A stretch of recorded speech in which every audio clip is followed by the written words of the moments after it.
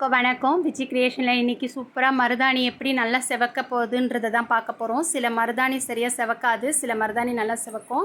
செவக்காத மருதாணியை கூட சூப்பராக செவக்க வைக்கிறதுக்கு ஒரு டிப்ஸ் தான் இதில் இருக்குது. மருதாணின்றது ரொம்ப நல்லது. அது அழகுக்கு மட்டும் இல்லை, ஆரோக்கியத்துக்கும் ரொம்ப நல்லது. மங்களகரமான இந்த மருதாணியை எப்படி செய்கிறதுன்றதை பார்க்கலாம். ஃபஸ்ட்டு மருதாணி இலைகளை நல்லா ஒரு 2 வாட்டி வாஷ் பண்ணிவிட்டு நல்லா ஒரு துணியில் போட்டு நல்லா உலர்த்திக்கோங்க.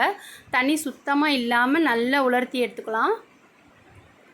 இப்போ இந்த மருதாணியை ரொம்ப கொஞ்சம் கொஞ்சமாக சேர்க்கணும், அதிகமாக சேர்த்துடக்கூடாது.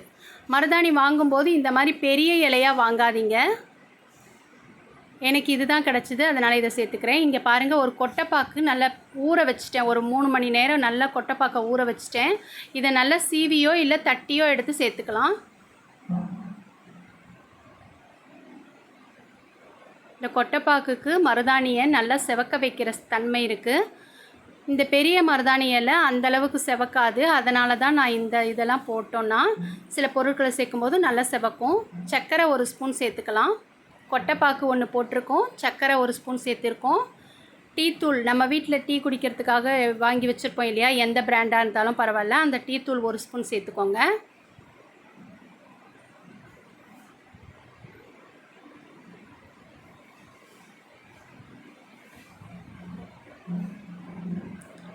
லவங்கம் இருக்குது இல்லையா, அந்த லவங்கம் ஒரு 5-6 எடுத்து சேர்த்துக்கலாம்.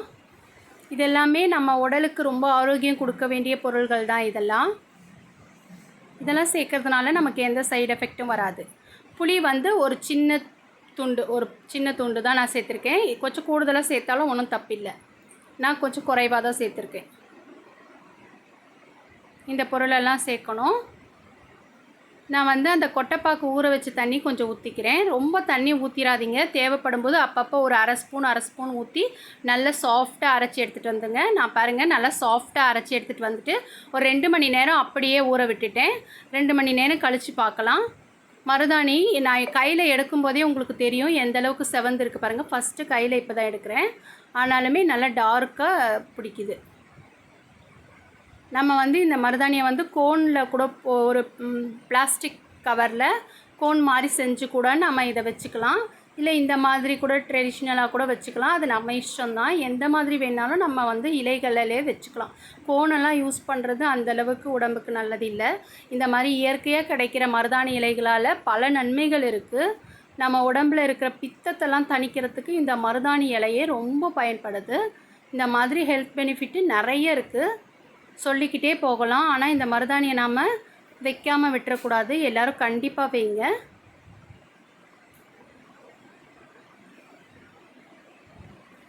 இந்த மருதாணி பார்க்கவே ரொம்ப அழகாக இருக்கும். வச்சோன்னா மனசுக்கு ரொம்ப இதமாக இருக்கும். பாருங்கள்,